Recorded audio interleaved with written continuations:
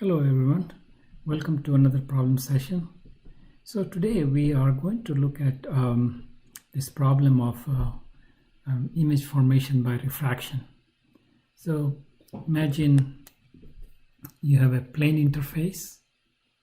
This an example will be like you have a water tank. There's a plane interface and there's a light there. So maybe some kind of light source. And then we want to know where's the image. Another one is maybe you have an object here. Maybe so there's object 1. That's this image here, and object 2. So this is like n, and n equals to 1 for air. N for water. So this is an example of this. And from a study before, you probably know that if I'm looking at this object, it appears a little bit over there. So this is the image of this object. And you can ask the same question, what's the image of this object? I'm not talking about reflection, but refraction. So the one way you go about doing this for would be just you can, there's a situation over here, you can draw a ray. So this is 1 and ray will just continue in here, 1 prime, and then you'll draw another ray, and then you can ask which way this ray will be refracted. So it's coming from this left side of this, so it's going to go on the right side. And because this is the case, it's going to go closer to the normal. Now these two rays are not going to meet, so you can, this is like 1 prime and this is 2 prime. And 1 prime and 2 prime have to be extended. And you say this is the image of this object in this situation. And this will be a virtual image. Over here, you do the same thing. 1 and you go 1 prime. And you do 2, so instead of continuing, is going to be larger angle, and when you, this is 2 prime, and 1 prime and 2 prime can be extended, and so this would be the image that will be formed. So this is also a virtual image. It's also a virtual image. So you've probably done this, and you can use triangles here to figure out if this was height h object, so what's the distance height image. So what's the depth versus what was the original depth. So hi is the apparent depth. So I will work out a formula, just setting up the problem now. Similarly, you can think of, instead of this being a plane interface, an interface like this. Is some kind of a sphere, and we're just drawing a cross section, which looks like a circle. This is the center. So this is the object here. This may be air, for instance, and that's why this is the case. This may be glass. So this can be water or glass, and you can make water in the shape like that using a plastic wrap. So where will the image be? So we can do exactly the same kind of stuff here and find the image. Another case is this: we have an object here, and we can have an object close by. then maybe it's like an object 2. And we ask, where is the image of this object? Where is the image of this object? We can have, object very close by and object very far away. We can figure out, it makes sense, makes a difference where the object is. So what are the formulas for this? So formula, we're going to try to deduce the formula. It's going to take a little time. So this will be, if this is the vertex V, from here to here, this is object distance P, and this is radius R. So this is like N1 over P, and in this case, the image will be somewhere here, and so this will be like a Q.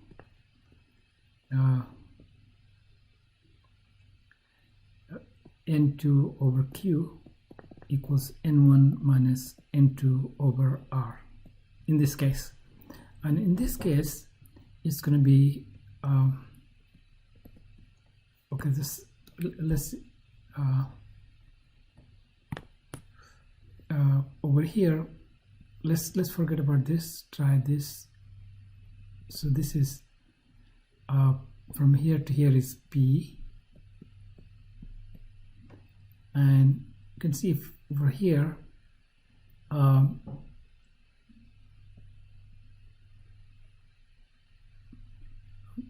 let's make a little change here. So if it's P, and let's try arrow, see where it will fall. So one ray can go like this, and this is the 1 prime, and another ray, this normal at this point will be coming from the center. That will be the normal. This is the normal.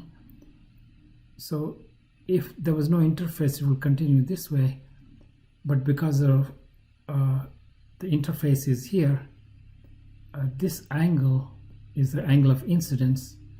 So angle of refraction will be smaller. It's going to come out in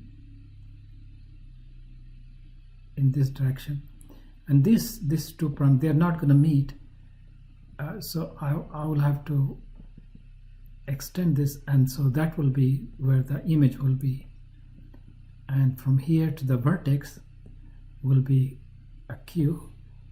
So we have N1 over P. In this formula it will be N1 over P plus N2 over minus Q equals N2 minus N1 over minus R. So this is a science problem here. So we say in here, when you're looking for Q, Q is positive. Over here the Q is negative, so this becomes a positive. Over here with R, we also use a negative R for this. So you introduce sign convention, so the formulas you can use the same formula. Oh, this is N2 minus N1. N2 minus N1. Okay, let's see how these things come up. Okay, and work out the apparent depth. So we'll start with the apparent depth, and then we work it out. All the other things also. Okay, so let's work out the apparent depth. Apparent depth. We use this term when the interface is a plane interface, so, and we place the object in the N2 is greater than N1. It's kind of inside the water. It's like a fish inside the water, and we're going to look from very close to the normal. So we're going to assume theta 1 is small. We're going to assume that. Why do you assume that? It will come clear because we want to be able to use N1 sine theta 1 equals N2 sine theta 2, but we want to replace this with N1 tangent theta 1 equals N2 tangent theta 2, because when the angle is small, can be n1 theta 1 equals to n2 theta 2, and which can be same as that. Okay, so that's the reason why I want to assume this, which means we are very close to the normal. We are looking from very close to the normal. All right.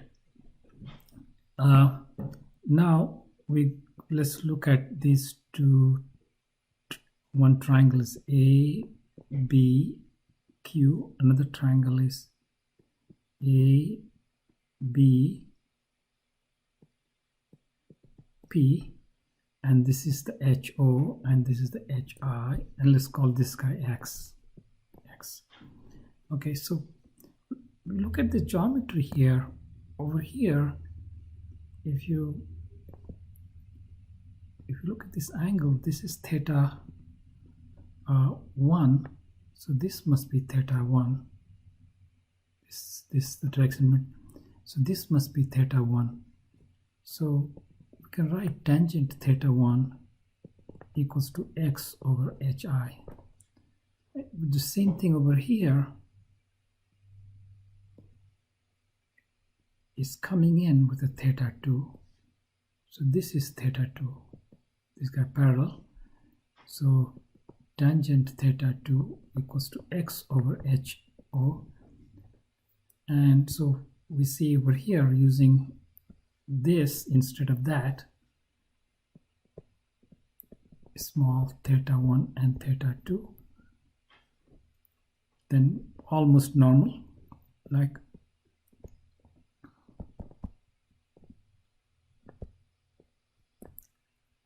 so in that case we have a n1 x over hi equals n2 x over ho, and we want to know apparent height or depth.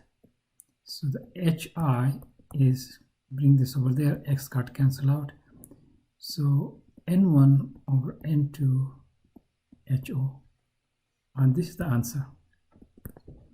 So if I had a suppose n1 is 1 and n2 is maybe 4/3, that's for water, then hi will be 1 over 4/3 ho, so that's going to be the 3/4 ho. So it's going to be less, the fish appears nearer than it actually is. Actually, fish actually is here, but when I look from here, it will look like, oh, it's over here. You have seen this. So this is the apparent depth. Now let's try to see how this will happen if I have an interface, not this, but some this, or convex or concave. And instead of looking at the object in this dense medium, we're going to look at the object in the non-dense, optically non-dense medium. Okay, and of course you want to convert to the plane. All you have to do is convex or concave. If you take r goes to infinity in that formula, then you're going to get a plane. So that's this limit will give you plane interface. So you don't have to work out a separate formula. Okay. So this is a object in front of a convex interface, and so the object in n1 with medium n2. Okay, so that's the case. Object is here, and we take a ray, that's ray 1, and we try, because it's a spherical thing, we can just take it a axis for simplicity. So we can do it for off axis, but I'm going to do it on axis. and you can see if one ray can go straight through because the normal is coming, angle of incidence is 0, so angle of refraction 0 is continue in that medium. And this dashed is just for the saying that this is spherical and this is where the center is. Okay, so that's one ray. So we need two rays to find the image, right? So if we do another ray, this is the normal, because from the center of a sphere to that point is where the normal will point it. So we have a normal in that direction. So this will be the angle of incidence. Now n1 is less than n2. So the angle theta 1 will be greater than theta 2 in this case. So theta 1 is this. Then theta 1 you can look at is this whole thing will be theta 1. This angle will be theta 1. And so this will be theta 2. And this ray is on this side of the normal, then this angle will come out on the other side of the normal, right? So it's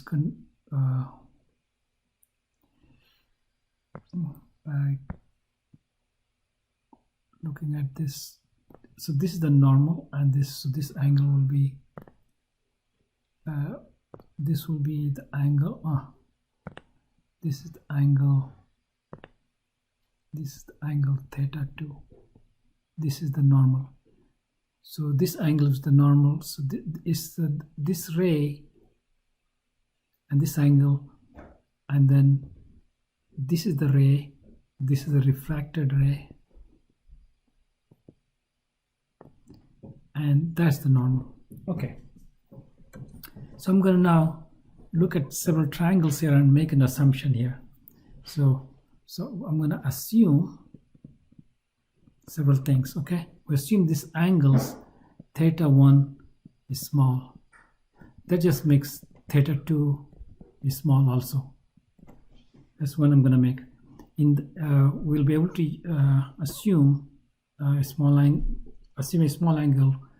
We'll be able to do n1 sine theta 1 equals n2 sine theta 2, and it will be n1 theta 1 equals n2 theta 2, n1 tangent theta 1 equals to n2 tangent theta 2. We need this for the formula we're about to derive. Okay, so that's one thing. This what we'll do is this distances are v to p. So if a v to p is p, which will be equal to e to p, this distance. So that this angle is small, so this distance is very small compared to that means VE is much less than any other distance. Okay, so this can be ignored. So we can assume E is right on top of V. This VQ will be similarly is Q will be equal to EQ. That's another, because of this assumption we have these consequences. Another one will be V, of course, V to C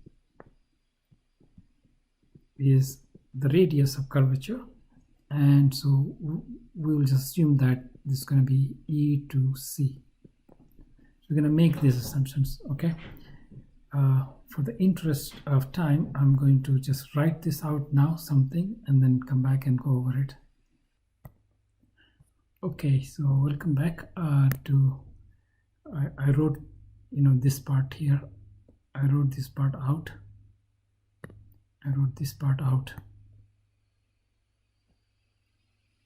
just to save time. Okay, so let's go over it. So we look at three triangles here, and remember we're assuming that this distance doesn't matter. So we're just going to look at one triangle, which is this one. In this inside, that's the triangle, and we just assume this angle is theta. We don't really need to know that theta. Then as long as it's small, this will work. Okay, So tangent theta will be this over this, but we're going to assume the theta is small, so this is approximately true. This is important. So that's why this assumption is important. Okay. And so this assumption is called paraxial approximation. Okay, now I'm going to look at the next. I'm going to look at is this triangle all the way to the image, and this is also right angle triangle, but there's an inside triangle here that we need to remember. Now over here you can see that this angle will be theta minus theta 2. How do I see it? Very easily is you draw a parallel to this guy. These are two parallel lines. So this was going to be so if this is theta, so this whole thing will be theta. Then this line is crossing them, so this inside angle, the inside angle is the same as that angle, and that is theta minus theta 2. So that's how theta minus theta 2.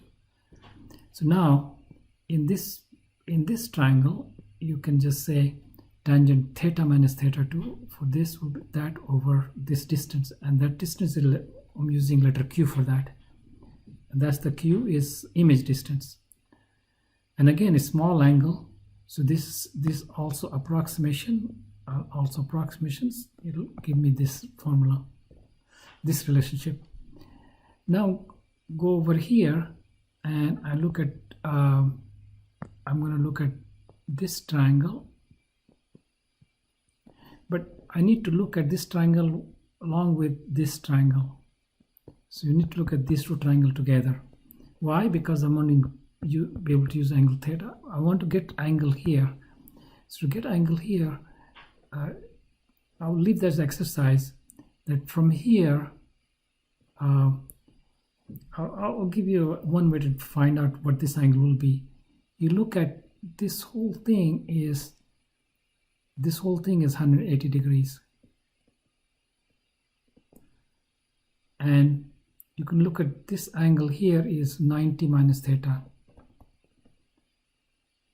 and so this is theta 1, and so this if this angle was alpha, if this angle is alpha, then you can write down this 90 minus alpha, and together we must get 180 degrees, and from there you can actually solve that this angle over here is theta 1 minus theta. So now in this triangle I apply tangent, and then I get x over p, and again I make a small angle approximation. So from here, here, and here I can get theta 2 look at this, and theta 1 is that, and I can use this in Snell's law, a small angle approximation, Snell's law, and leads to this formula in the case of this convex interface. Okay, so you can use numerical values, and you can get the answer for where the Q will be. So Q is positive here. So we got a sign convention is this is the interface, and this way Q positive. So if I get Q negative, then this will be Q negative. Okay, so that will be the answer for if you get a Q negative, because we used Q positive in all this triangle. We use Q as a positive distance. All right. R is positive here. So okay, so this is for convex. Let's do the concave. Okay, so welcome back. Let's go over refraction through a concave interface. This kind of interface is concave, like bulging in. So this is and n2 medium, which is greater than an n1 medium, and it's n1 medium.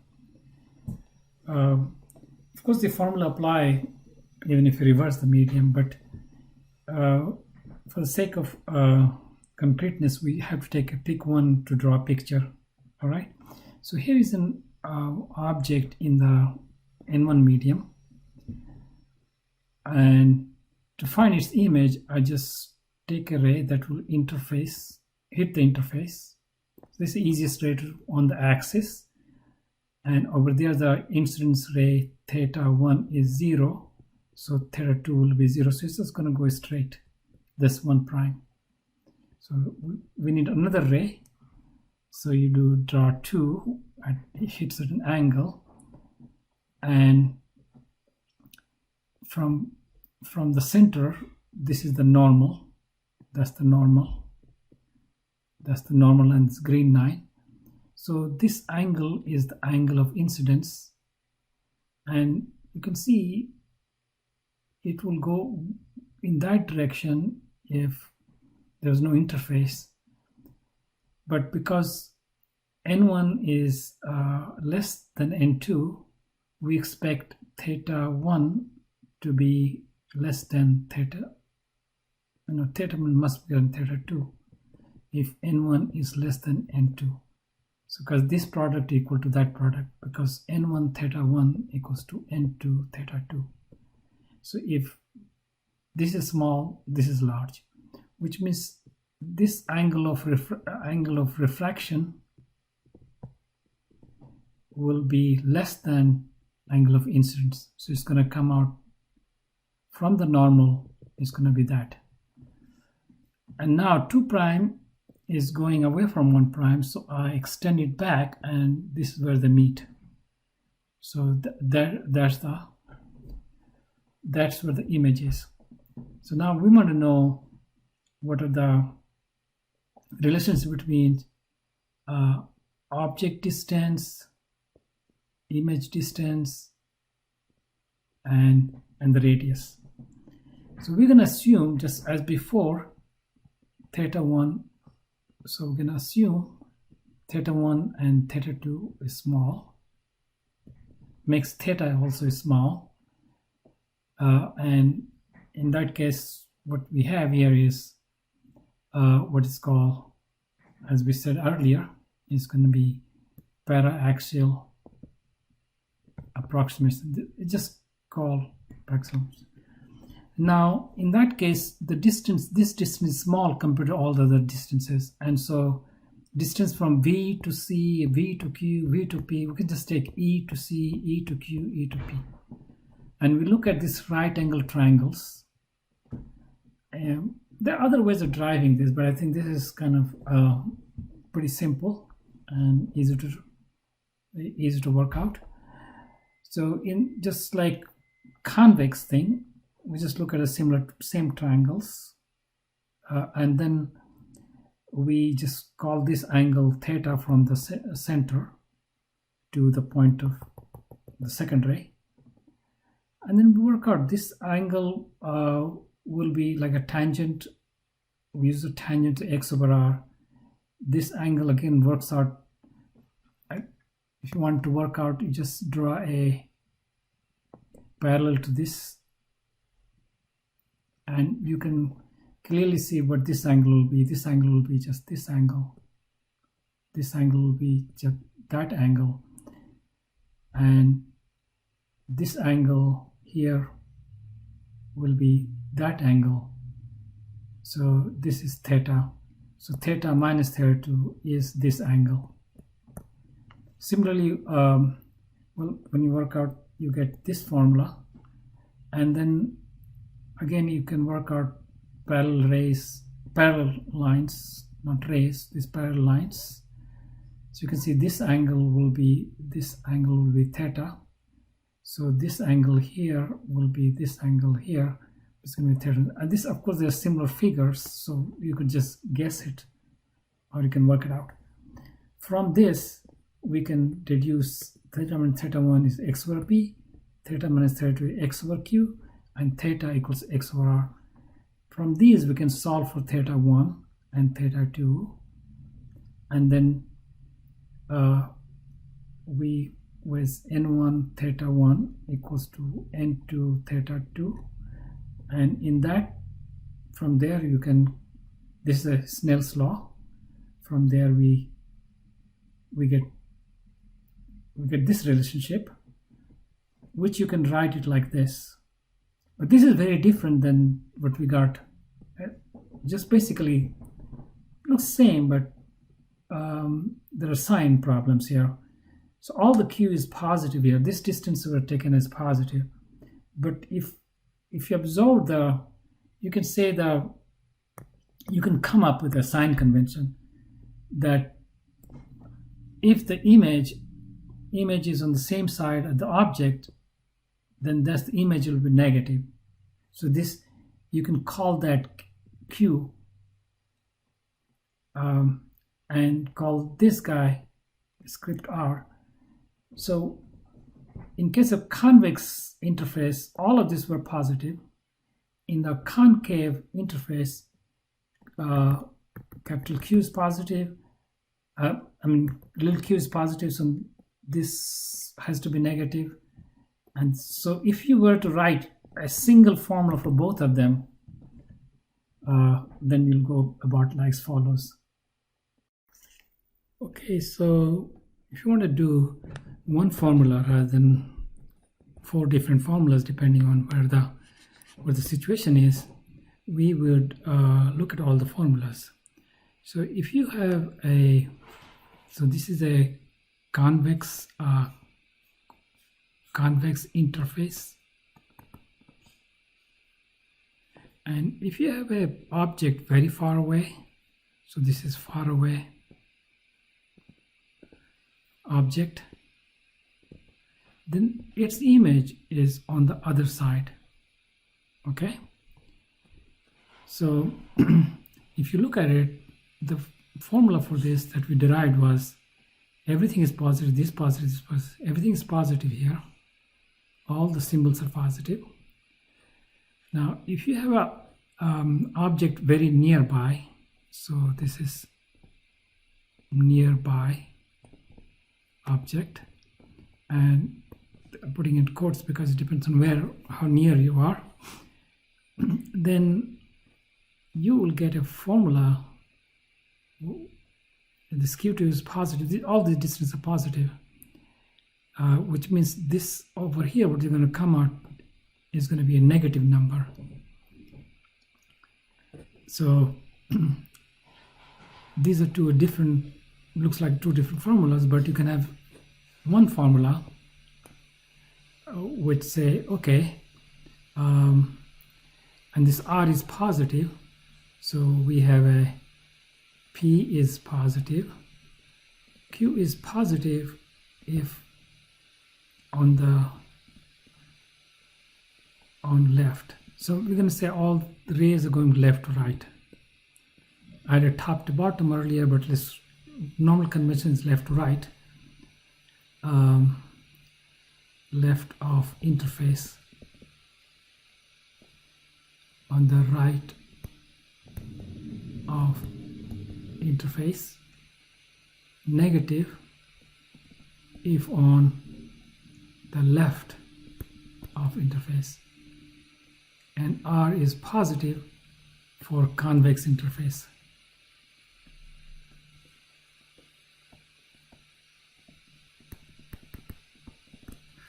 Okay, so this covers these 2 in one formula. Now when we do this for concave interface,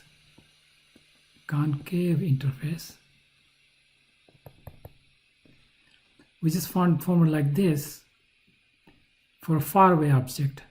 When we do nearby object, we have an image again on the left side. So we again find this. So we don't find 2 different formulas for here, but we have a negatives down here. So here would be on the left of the interface, so negative, so I don't need to change this. P is on the left of the interface, so this is okay. But on the right side we have a negatives here, so I have to put negative is concave interface.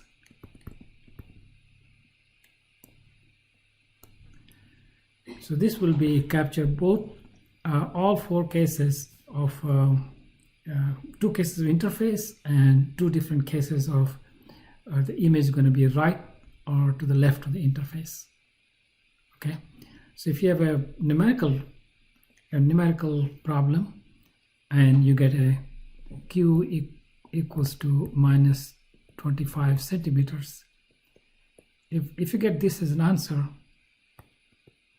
then that means whatever the interface, this or this, and the object is on this side, the image will be this side. Over here, the object is this side, the image will be from here 25 centimeter. That's what it's saying. Okay, hope this was helpful, and I'll see you in another video. Okay, bye.